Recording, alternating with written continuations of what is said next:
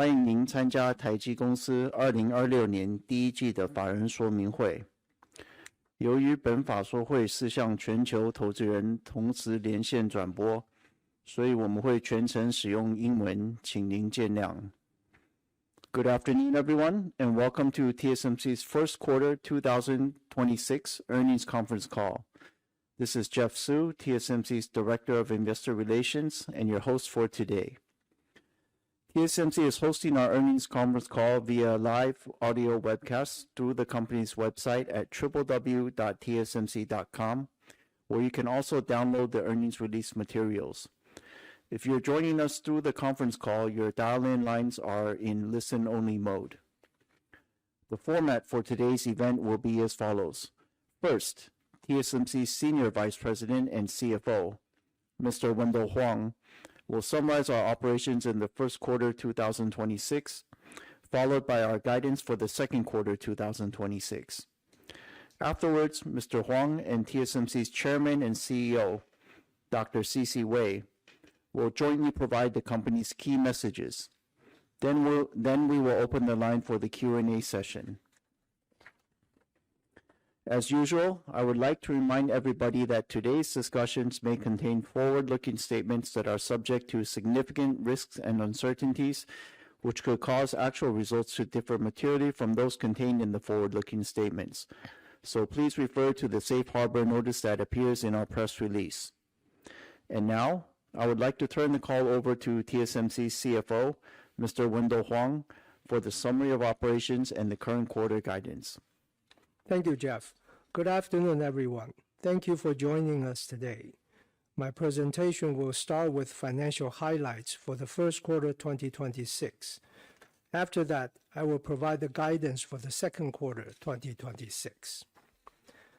First quarter revenue increased 8.4% sequentially in NT, supported by strong demand for our leading-edge process technologies.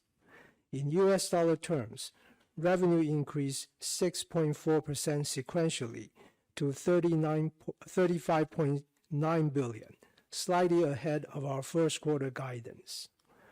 Gross margin increased 3.9 percentage points sequentially to 66.2%, primarily due to cost improvement efforts, a high capacity utilization rate, and a more favorable foreign exchange rate. Operating margin improved 4.1 percentage points sequentially to 58.1% due to operating leverage. Overall, our first quarter EPS was 22.08 NT, and ROE was 40.5%. Now, let's move on to revenue by technology. 3-nanometer process technology contributed 25% of wafer revenue in the first quarter, while 5-nanometer and 7-nanometer accounted for 36% and 13% respectively. Advanced technologies, defined as 7-nanometer and below, accounted for 74% of wafer revenue. Moving on to revenue contribution by platform. HPC increased 20% quarter over quarter to account for 61% of our first quarter revenue.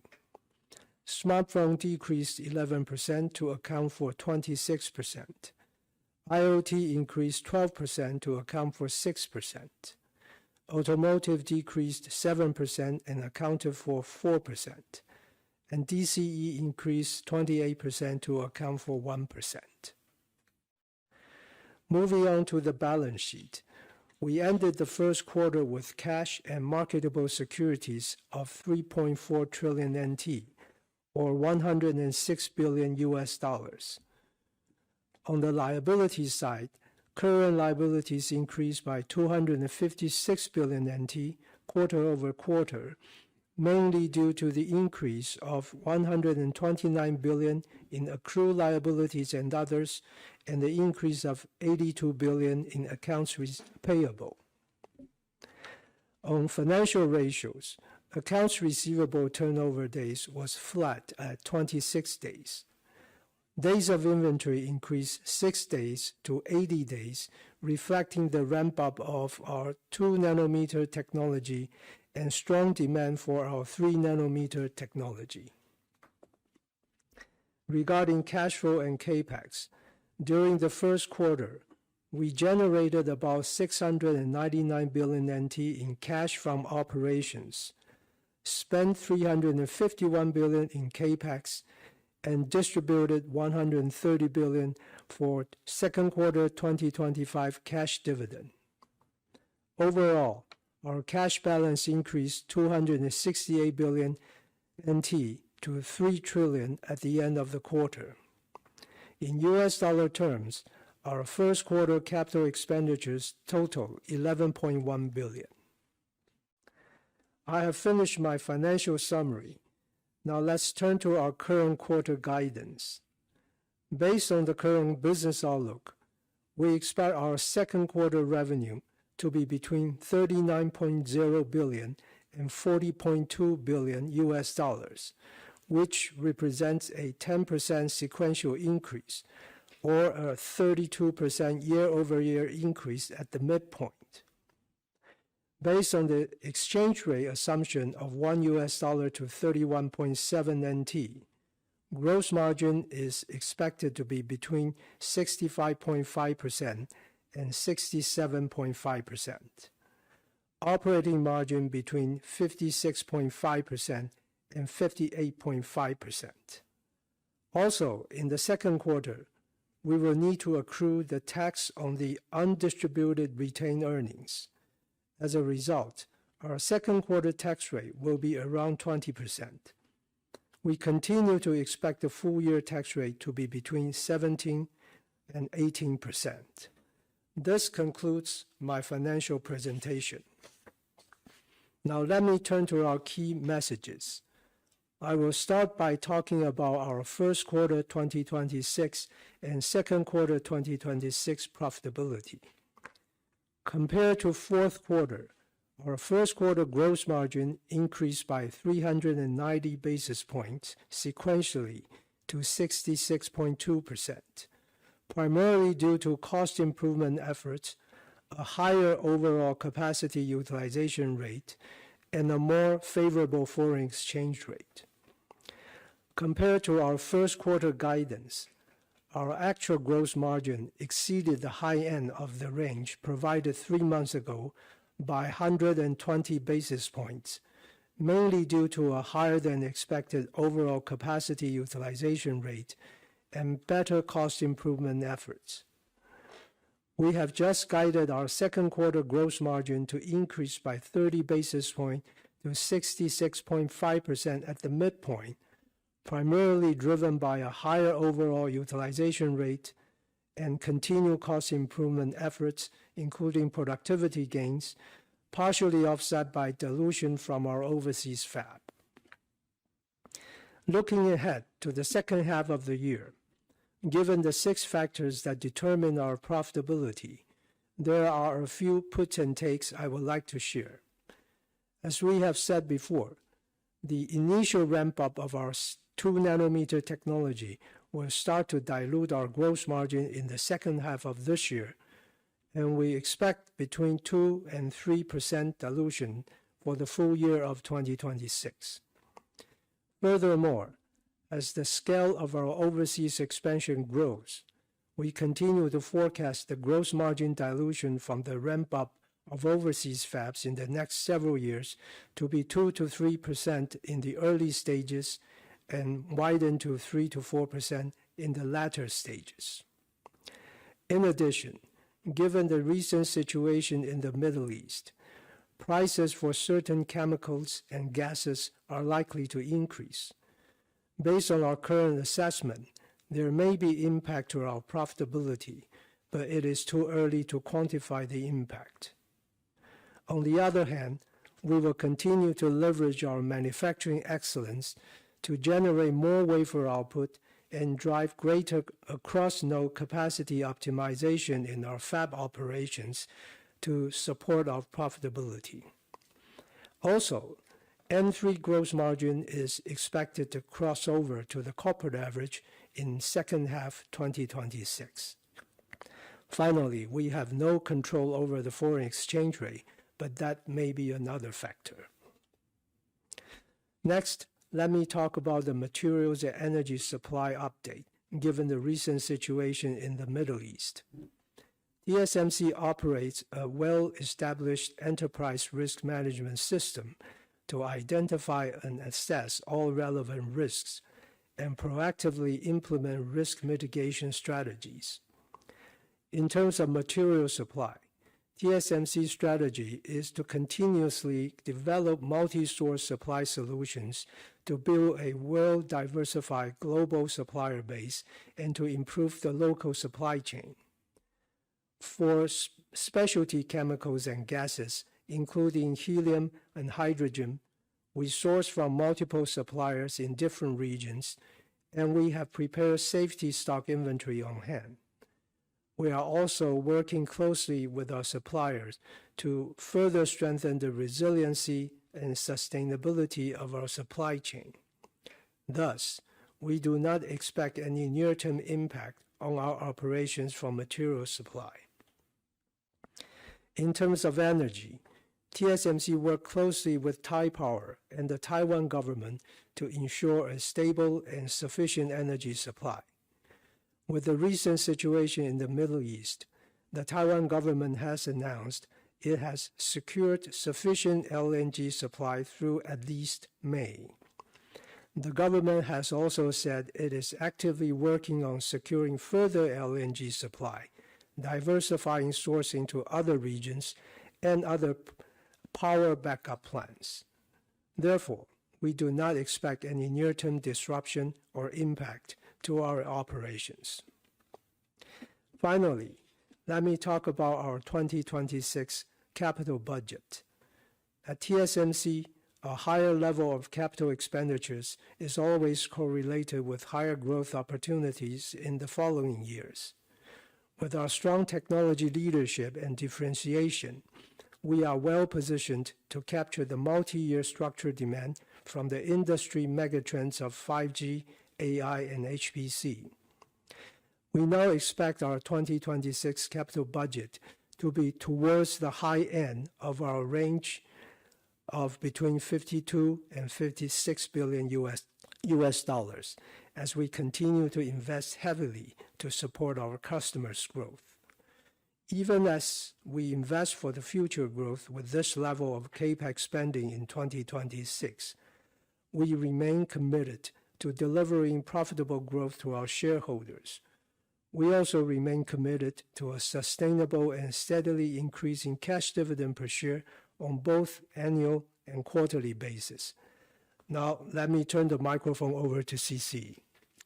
Thank you, Wendell. Good afternoon, everyone. First, let me start with our near-term demand outlook. We concluded our first quarter with revenue of $35.9 billion, slightly above our guidance in US dollar terms, driven by strong demand for our leading-edge process technologies. Moving into second quarter 2026, we expect our business to be supported by continued strong demand for our leading-edge process technologies. Looking ahead, we are very mindful of the impact of rising component prices, especially in consumer and price-sensitive end market segment. In addition, the recent situation in the Middle East also brings further macroeconomic uncertainties. As such, we are being prudent in our business planning while focusing on the fundamentals of our business to further strengthen our competitive position. Having said that, AI-related demand continues to be extremely robust. The shift from generative AI and the query mode to agentic AI and command and action mode is leading to another step up in the amount of token being consumed. This is driving the need for more and more computation, which supports the robust demand for leading-edge silicon. Our customers and customers' customers, who are mainly the cloud service providers, continue to provide us with their very strong signal and positive outlook. Thus, our conviction in the multi-year AI megatrend remains high, and we believe the demand for semiconductors will continue to be very fundamental.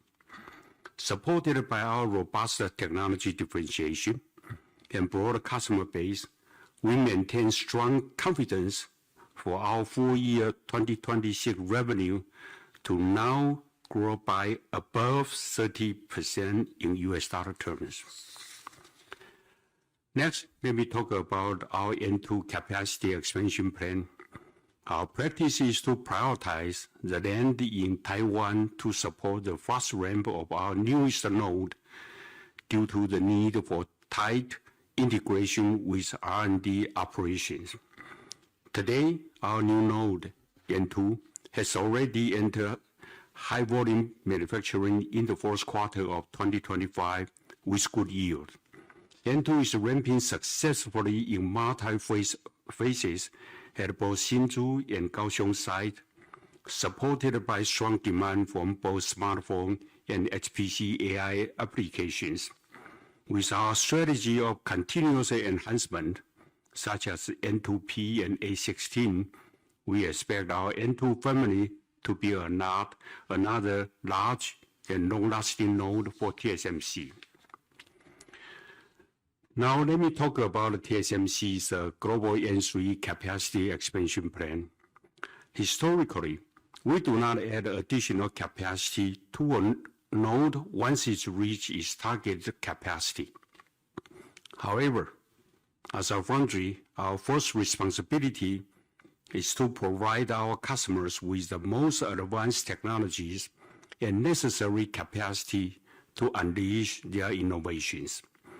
Based on our assessment, to meet the strong demand in AI application, we are stepping up our CapEx investment to increase our N3 capacity. Thus, we are now executing a global capacity plan to support the robust multi-year pipeline of demand for 3nm technologies, which are used by smartphone, HPC AI, including HBM-based dies, automotive, and IoT customers. In Taiwan, we are adding a new 3nm fab to our GigaFab cluster in Tainan Science Park. Volume production is scheduled for the first half of 2027. In Arizona, our second fab will also utilize 3nm technologies.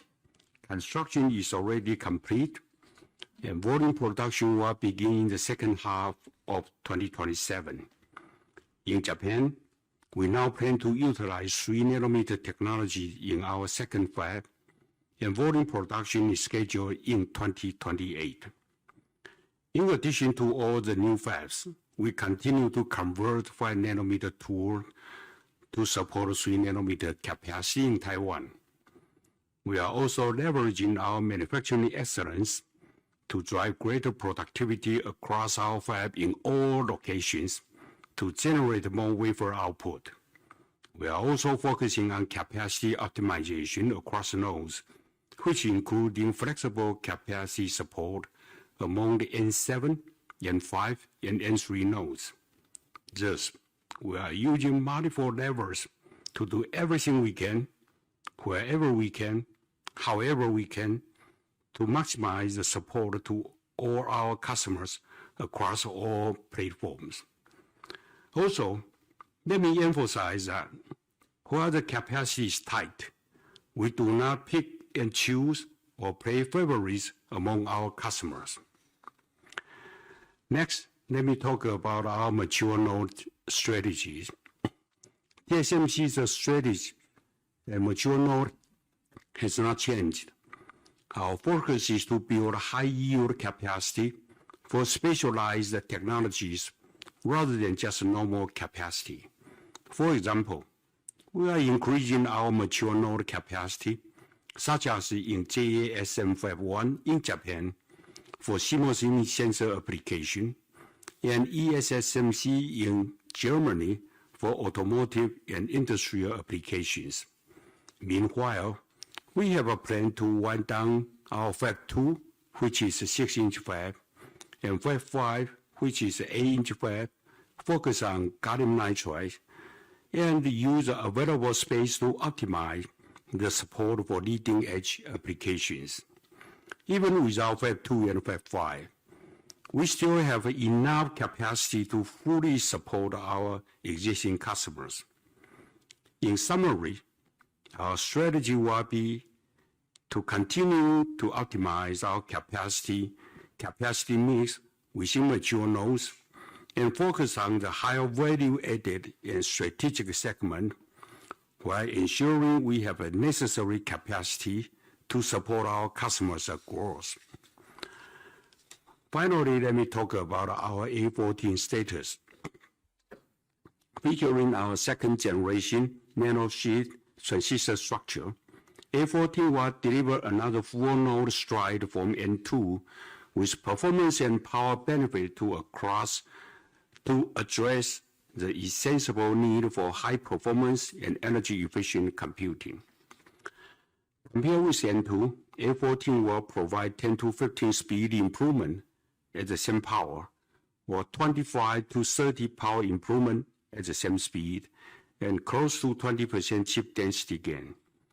Our A14 technology development is on track and progressing well.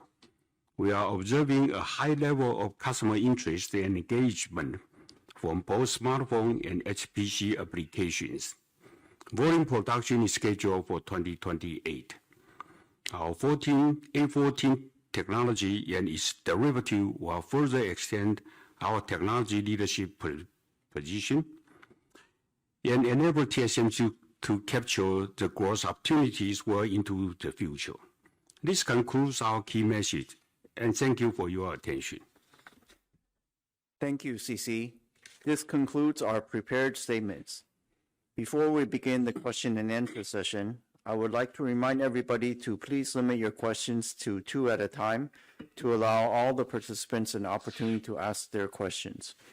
Should you wish to raise your question in Chinese, I will translate it to English before our management answers your question. For those of you on the call, if you would like to ask a question, please press the star, then 1 on your telephone keypad now. If at any time you'd like to remove yourself from the questioning queue, please press star 2. Now let's begin the Q&A session. Operator, can we proceed with the first participant on the line, please? Thank you.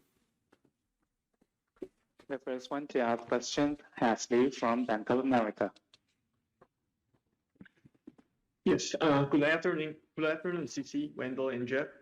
Congrats on the solid results and guidance, and thanks for taking my questions.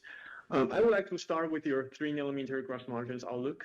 You just mentioned the node is going to across the corporate average gross margin in second half this year, which is now at mid-60% levels. And we understand the technology is in severe undersupply backed by strong AI demand, and you already forecasted the capacity expansion through conversion and greenfield through 2028. Would you be able to discuss more in detail on what kind of applications are driving such strong business for you and convince you to extend more? And the other thing on 3nm as well is just the node started to ramp from fourth quarter 2022, which means some of your equipment will be fully depreciated by 2027. Should we expect the node margins to be trending even higher with very solid utilization and also pricing trend? Thank you. Okay, so the first question from Haas Liu of Bank of America is 2 parts on 3nm. First, as CC described, we are executing a plan for expanding 3nm capacity. So he wants to understand what are the applications to drive such a strong multi-year looking ahead pipeline of demand for 3nm since it's already been around in volume production since late 22. That's the first part of his question. Well, let me answer that. I think the application is simple. It's still the HPC AI applications. Does that answer your question? Okay, yes, that is the first part. And the second part is probably more. And the second part of his question is on the gross margin for 3nm. His question is really, what is the gross margin outlook for 3nm? Will it cross over in the second half of this year? To what level? And then once it becomes fully depreciated, what happens to the margin? Okay, this is Wendell. We expect the N3 gross margin to reach and cross the corporate gross margin level in the second half of this year. And we don't have a number to share with you, but after the fully depreciation, as our previous note, the gross margin are generally very high. Okay, Haas, that's, I'll take that as 1.5 questions. So if you have a quick follow-up for your second question. Yes, thanks so much, Jeff. And the other, I think just a 0.5 follow-up is probably just on the capex. You revise up to the high end of your guidance for $52 to $56 billion for this year. Compared to 3 months ago, what gives you the incremental confidence when you discuss with your customers and also customers' regarding the demand outlook to support your stronger or the upper half of your guidance for the capex this year? Okay, thank you, Haas. So his second question is, he notes that indeed we have this time guided to the high end of our capex range versus January. So what incrementally is driving this revision to the capex? What gives us the confidence to go to the high end of the 52 to 56 billion range? Thank you. Well, again, this is C.C. Wei. Let me answer this question. A very simple answer is the demand are very robust, especially from the HPC and AI applications. And also we try very hard to speed it up and pull in all the equipment as we can. Still, our supply is very tight. Demand is continue to increase. And so we continue to work with our suppliers to speed it up. And that's why we are toward our high end of capex forecast. Okay, Haas, does that answer your question? Yes, thank you so much, C.C. Okay. Wendell and Jeff. I'll be back in the queue. Sure, thank you. Operator, can we move on to the next participant, please? Next one to ask question, Gokul Hariharan, JP Morgan. Yeah, hi, good afternoon, CP, Wendell, and Jeff. My first question on your comments on demand. Clearly, demand is even better than what you predicted back in January, CC, and you also raised the capex. Now, all your customers seem to be telling everybody they can tell that wafers still remain the biggest constraint. So given your expanded 3nm capacity plan and faster capex, CC, what is your expectation that how long this supply constraint is likely to last? Do you have any visibility of when you can kind of bring some kind of balance here based on what you hear from customers? And as a strategy, do you also plan to build out more clean room space? Because that seems to be a little bit of a constraint right now to bring on the capacity quickly. That's my first question. Okay, Gokul, please allow me to summarize your first question. So his question is directed for CC. He notes that the demand seems to be even stronger than our forecast in January. We have also raised the capex, and customers continue to say they need more chip supply. So with our capacity plan, do we have a forecast or expectation of how long the constraint can last? And will we have a strategy to build up clean room space first? Is that correct, Gokul? That's right, yes. Okay, Gokul, let me answer the question. Again, it's very simple because of demand continue to be robust and the number continue to be increased. And we double check with our customers. Customers are customers, or those are CSPs. They gave us a very positive outlook, right? And so we have to speed it up with our build up of clean room and buying the tools.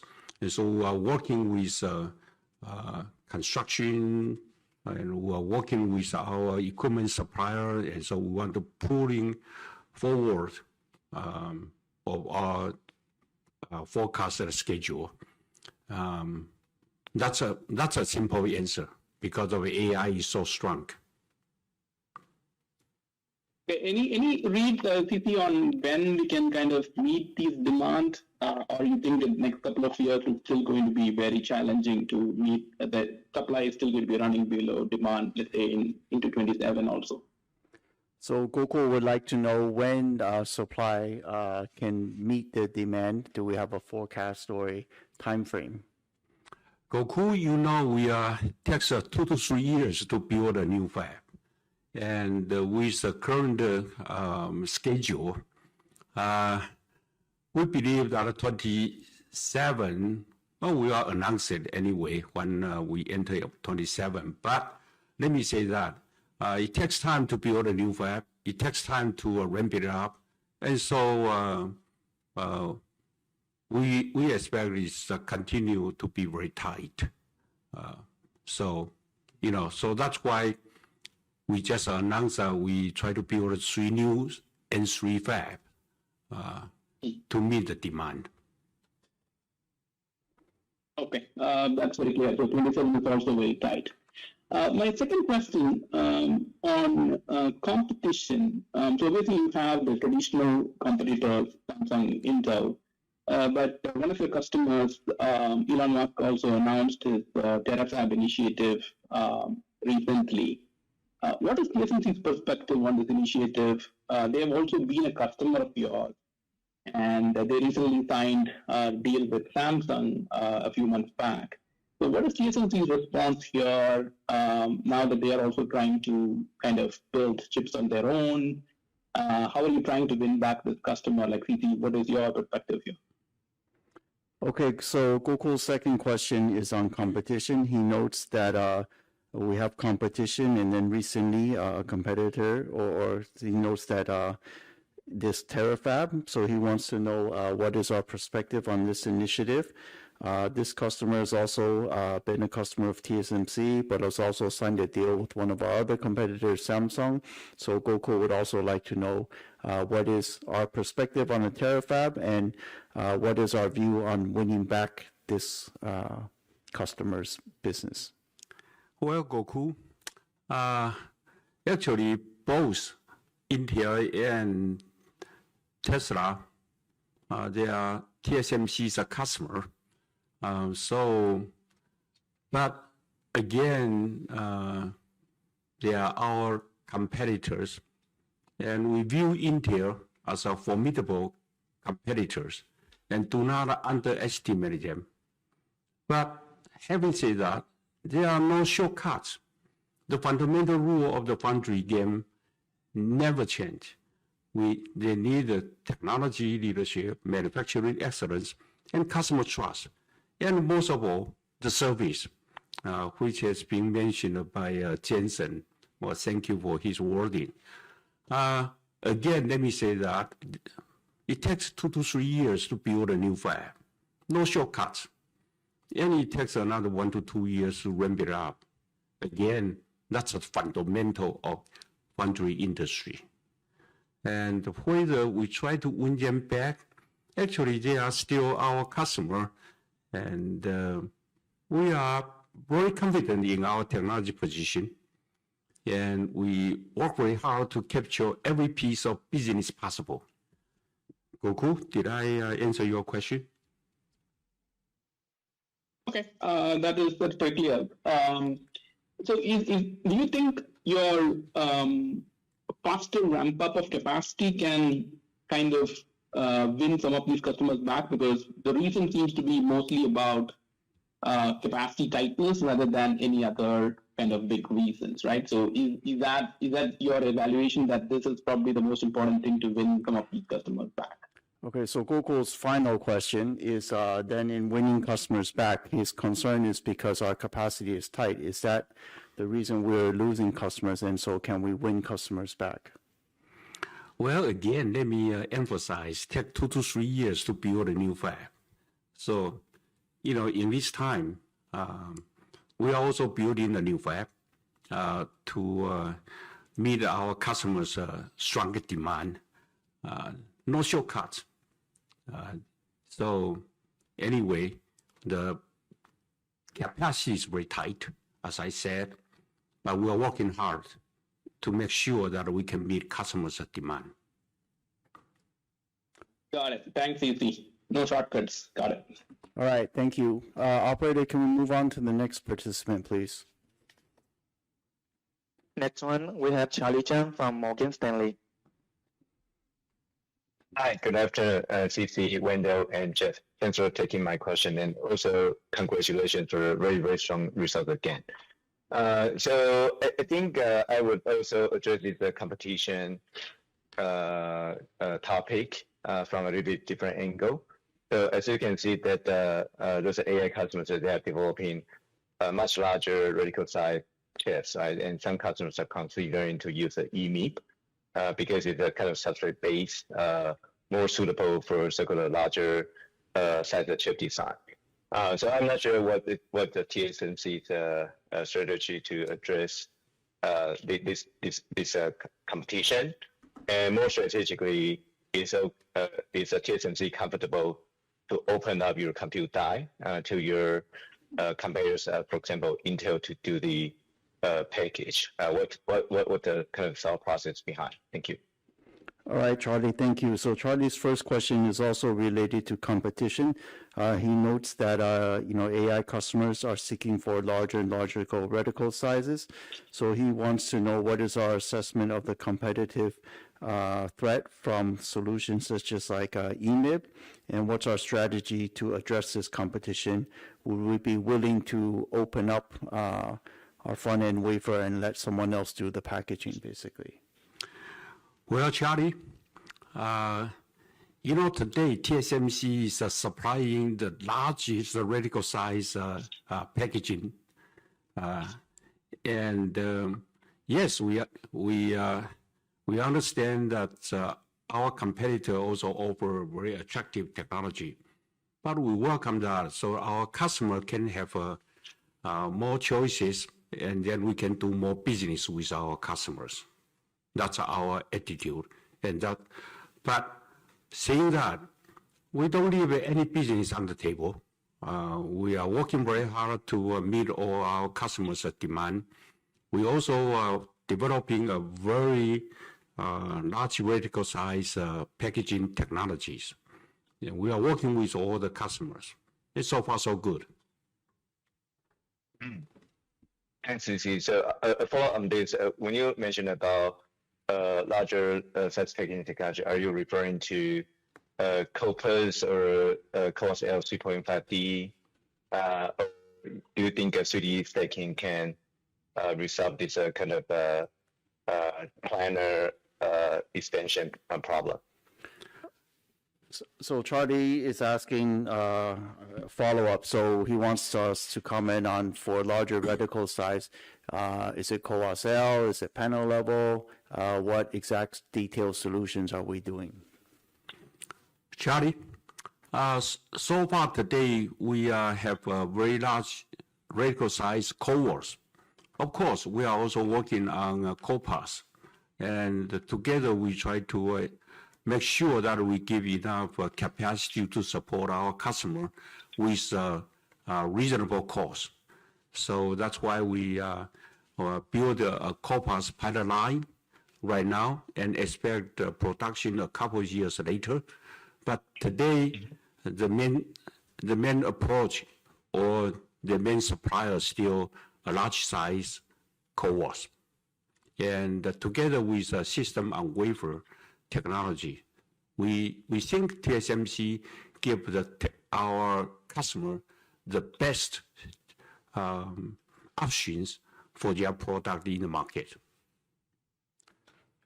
Got it. So yeah, I would take we don't need to worry too much about this advanced packaging competition. So my second question is actually about your long-term CapEx plan. CC, as you said, it takes 2 to 3 years to build a new fab. So you definitely have that visibility, right? So I remember back in 2021, management also provides 3-year CapEx guidance as $100 billion given very strong demand. I'm not sure if TSMC can provide a little bit longer term CapEx guidance?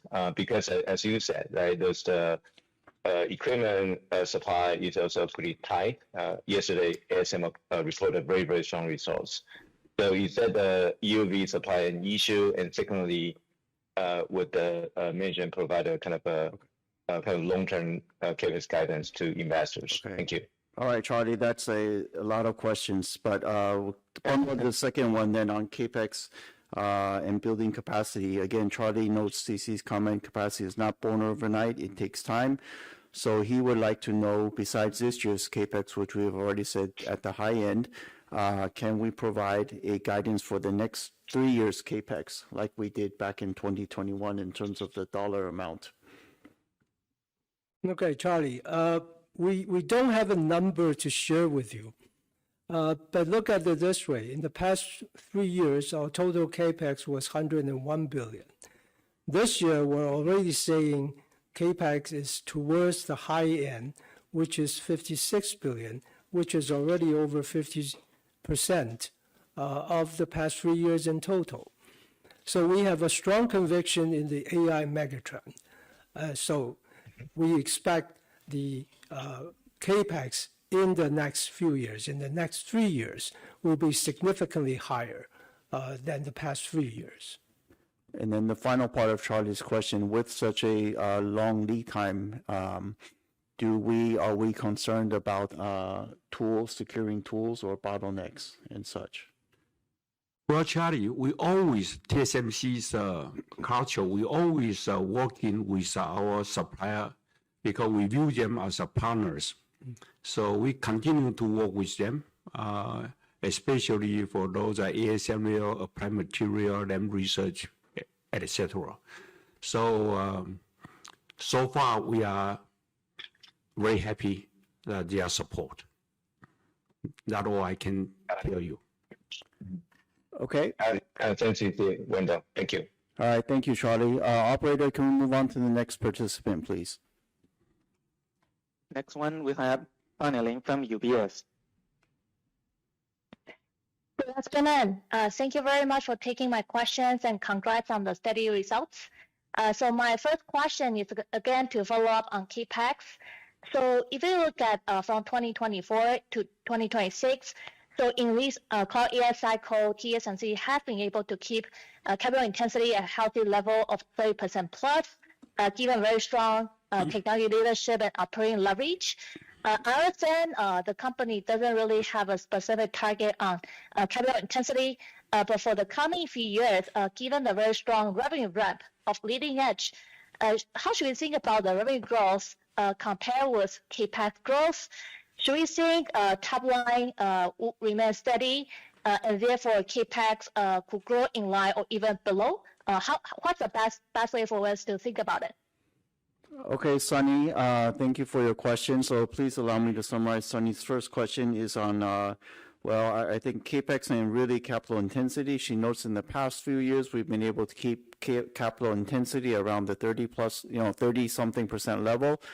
She notes that we don't have a specific capital intensity target per se, but her specific question, looking ahead the next several years, how do we see revenue growth versus CapEx growth?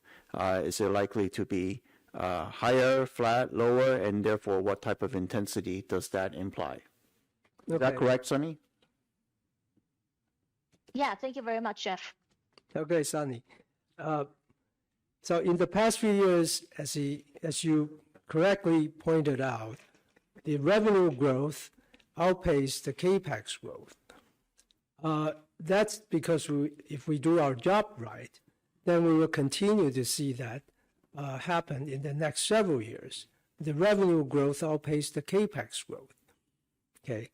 Now, therefore, we do not expect in the next several years a sudden surge in capital intensity. Okay. I see. Well, maybe a very quick follow-up. A lot of questions on competitions already, but also from competition point of view, even a very tight supply at TSMC side in recent years, would TSMC actually consider maybe spending CapEx a bit more so that clients wouldn't need to diversify given a tight supply? All right, so Sunny's 1.5 question is, in terms of the CAPEX, will we consider accelerating or spending more given the competitive threat from the competitors? If there's not enough capacity, then our customers will go to competitors. That's your question, correct? Yeah, thank you, Jeff. Well, Sunny, we repeatedly saying that we prepare the capacity to meet customers' demand, not because of our competitor or not because of our other consideration. The most important one is our customers' demand, and they work with TSMC, and so that we plan our capacity and so our capital expense. Sunny, did I answer your question? Yeah, very clear. Thank you. So maybe my 0.5 question. And so if we look at this year, earlier you just guided a bit higher than 30% growth for top line. But indeed, there's ongoing supply tightness. And so for 2026, how much upside could you realize for top line? And at this point, have you started to see some impact of consumer and demand, and therefore on your demand coming from smartphone and PC? Okay, so Sunny's second question is regarding 2026 full year outlook. She notes now that we have increased the guidance to above 30%. How much more upside can there be? Or maybe the first part also, how do we see the impact from the memory price hike to the end market? And how do we see with above 30%, is there more upside? Well, Sunny, memory price hike definitely has some impact to price sensitive the end market, especially in PC and smartphone market. But it's we did see a little bit softer market. But to share with you, all the high-end smartphones continue to do better. And this is to TSMC's advantage.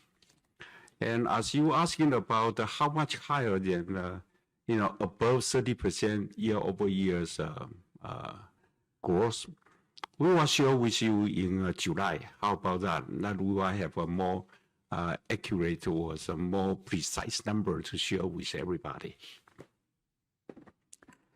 No problem. Thank you very much, CC. Okay, thank you, Sunny. Operator, can we move on to the next participant on the line?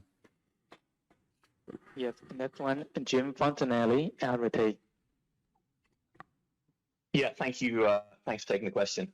So my first question is to do with demand. So you commented earlier in the call that demand continues to outstrip supply for leading edge capacity, and obviously you've just delivered a very strong print and guide for gross margins. So against this backdrop, has management's thinking changed about the sustainable margin structure and what appropriate longer term returns might be for the business? Okay, so Jim's first question is asking on the margin structure. He notes, as we said, that demand continues to be extremely robust and very strong. So how does this change? I think your question is our view on the long-term margin profile and the return profile. Is that correct? That's correct.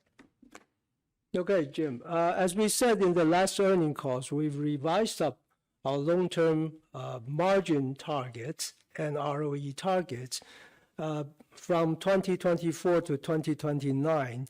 We're now saying the gross margins will be 56% and higher through the cycle. And we're looking at ROE of high 20% through the cycle. That's what we're currently looking at, and that's already higher than before. Thank you. And that thinking is not changing against a backdrop where other parts of the AI supply chain are clearly starting to print supernormal returns. That doesn't impact how you think about margin structure for the next 2 or 3 years. Yeah, Jim, this is the long-term planning is an ongoing and continuous process. So we do that all the time, and we will update you when there is a change. Okay, thank you. And my second question is, it looks like the Arizona site is becoming more strategic in terms of leading edge commitment for TSMC, particularly with the recently added second parcel of land. Could you talk about how you see mid to long-term capacity opportunity, and also how confident you are that the U.S. fab economics will match Taiwanese produced wafers? Okay, so Jim's second question is on our Arizona fab expansion plans. He notes that it is becoming more and more strategic. We have recently, as we said, acquired a second large piece of land. So what is the plan or the purpose behind this? And then what is the profitability or margin outlook as well? Well, Jim, let me answer the question. We acquired the second land because we need it. We want to build more fabs in Arizona. And this is actually to meet the multi-year demand from our leading edge U.S. customers. And again, let me emphasize again that we are working very hard to speed it up. We already gained a lot of experience in Arizona. And so now we have much more confidence than last year that we can make it a good progress and moving aggressively forward. And with we expect we can improve the cost structure, of course. Okay, Jim? Thank you. All right, thank you. Operator, can we move on to the next participant, please? Next one, Bruce Lu from Goldman Sachs. Hello, thank you for taking my question. I think I want to follow up on Jim's question for the profitability. I think earlier last year when I asked why TSMC did not raise the profitable target when TSMC continued to sell the value, I think CC told me that to focus on the above version of 53% and above. I think last quarter, we raised it to 56% and above. So the question is that, do you believe the current profitability fully reflect TSMC's value? So I'm guessing CG might be, ask me to focus on the higher portion of the profitability target again. So the real question is that given the uniqueness of the dominant position for TSMC, it's not easy to find a perfect benchmark for TSMC's profitability. So can you tell us how we should think the profitability benchmark for TSMC, or what is the best way to see TSMC's value to be fully reflected into the gross margin and operating margins? Okay, Bruce, his first question is what profitability, he wants to know what profitability benchmark he should be looking at, and whether we believe our current profitability level fully reflects TSMC's true value. Well, Bruce, you ask about our pricing strategy. Let me say that we always view our customer as our partners. Of course, we know that our value. Of course, we know our position. But we also view that our partner as a very important business partner, so that we don't change our pricing dramatically or something like that. We just try to make sure that our customer can be successful in their market. And at the same time, we grow together. And we also earn our value so that we can continue to expand our capacity to support them. That fundamentally is, number one, our customer got to be successful. That's our consideration, number one. And we grow together. And again, there's a key word, please pay attention to. Customer is our partners. Okay, so if your customer continue to be successful, maybe in a couple of quarters we can see the higher profitability target again. Bruce, what's your second question? Okay, my second question is that management has been guiding the AI accelerated revenue to grow about like mid to high 50s CAGRs in 2024 and 2029. So how does TSMC plan and forecast AI-related demand? I mean, does TSMC incorporate metrics such as token consumption growth in your assumption? Because the recent token consumption in the first quarter is definitely accelerated and faster than earlier expectation. Right?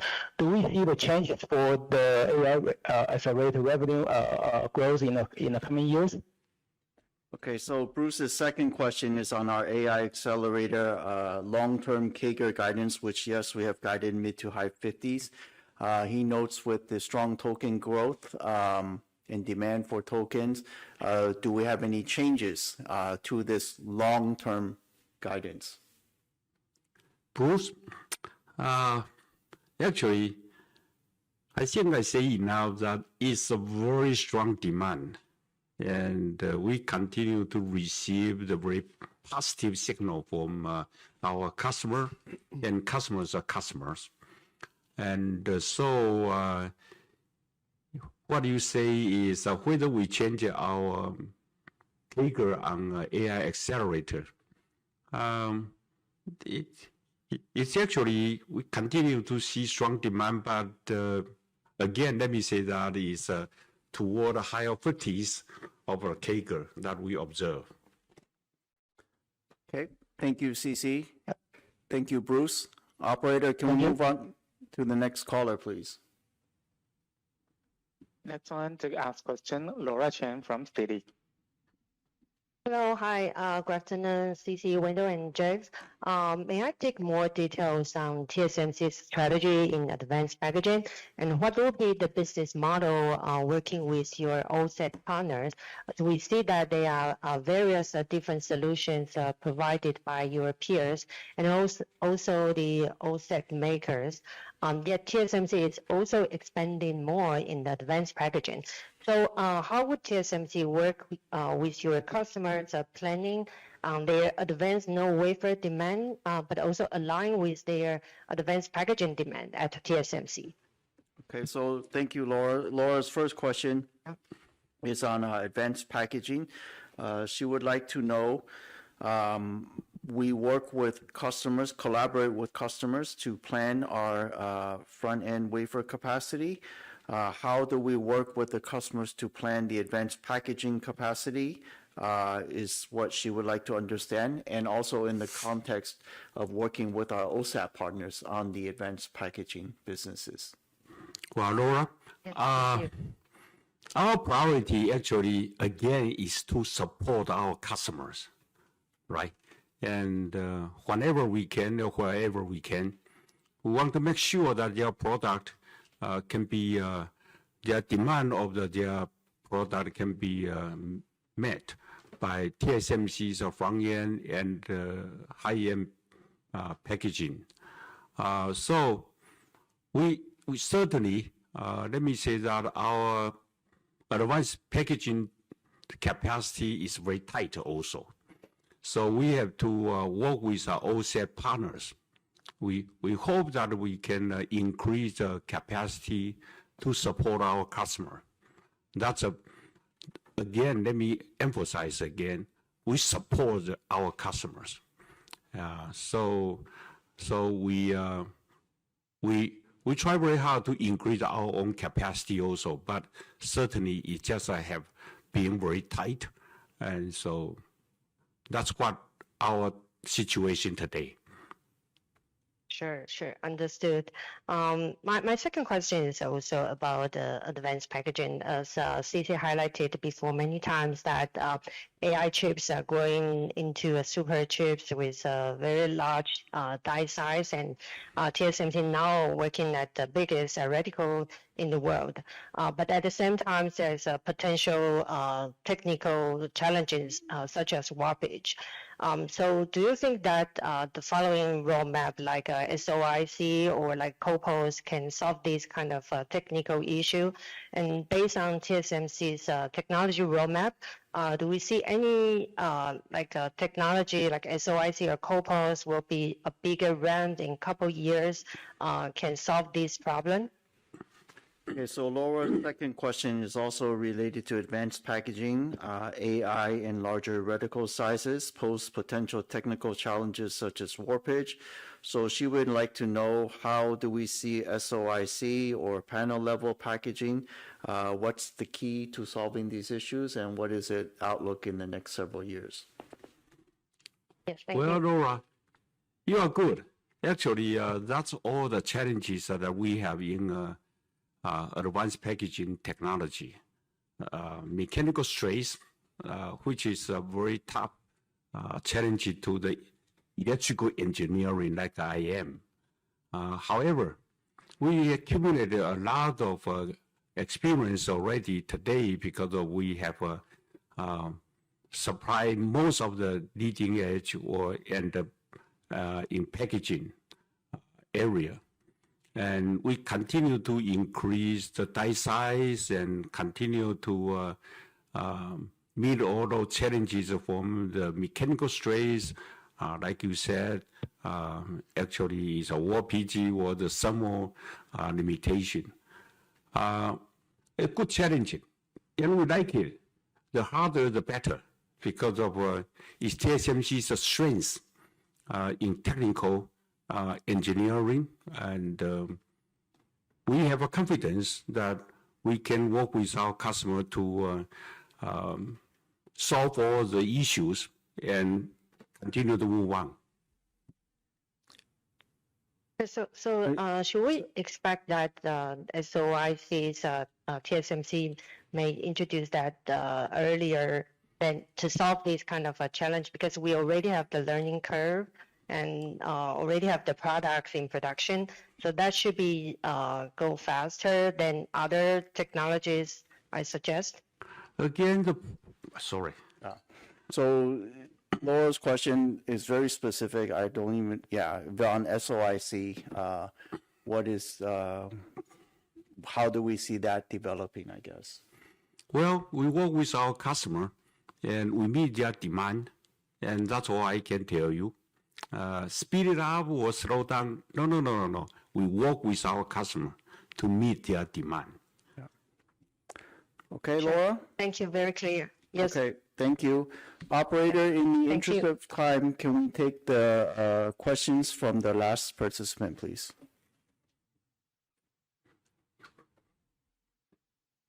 Next one to ask question, Chao Shi from Needham. Hi, thanks for taking my question. TSMC's definition of AI revenue includes data center GPU, AI accelerator, HBM base die. Maybe I left out a few others, but it specifically excludes data center CPU. I think you made that the definition very clear for a couple of years now, but with the CPU, there's more and more conversation about CPU now becoming part of the AI infrastructure, especially for agentic workloads. Any chance for TSMC to maybe provide us revised numbers for AI revenue, and maybe the AI revenue growth, take a projection going into 2029, 2030, and maybe hopefully give us some sense how the historical AI revenue numbers would have been if some of the data center CPU numbers, especially for agentic AI workloads, are included there. That's my first question. Okay.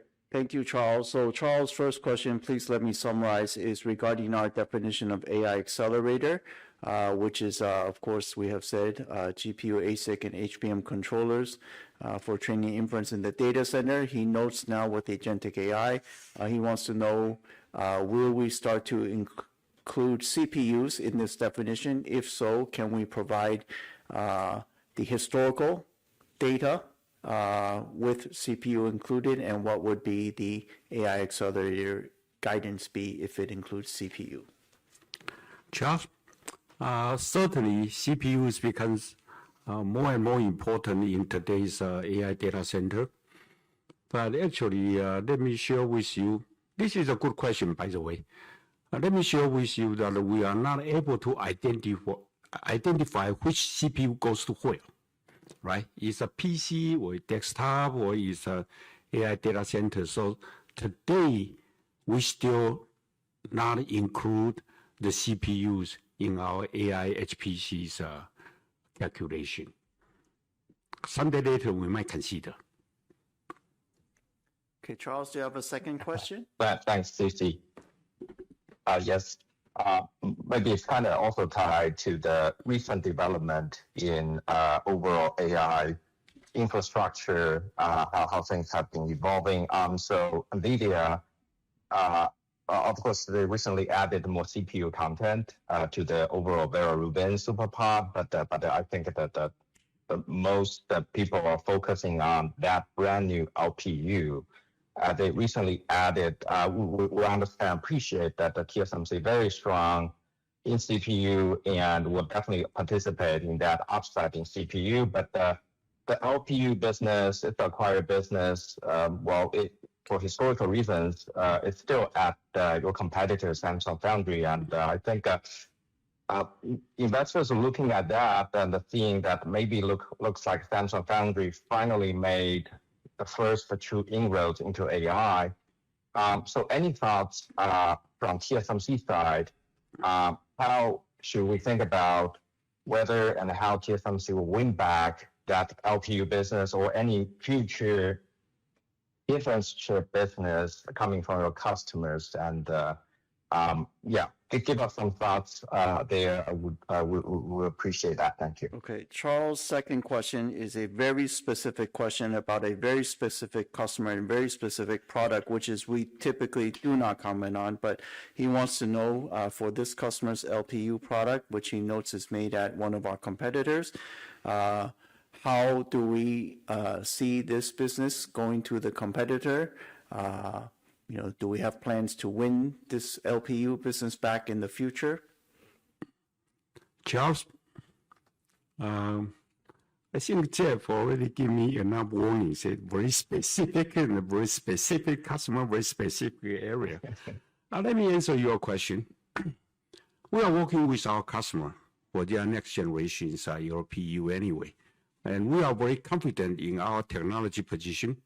And we will work hard to capture every piece of business possible. How about that?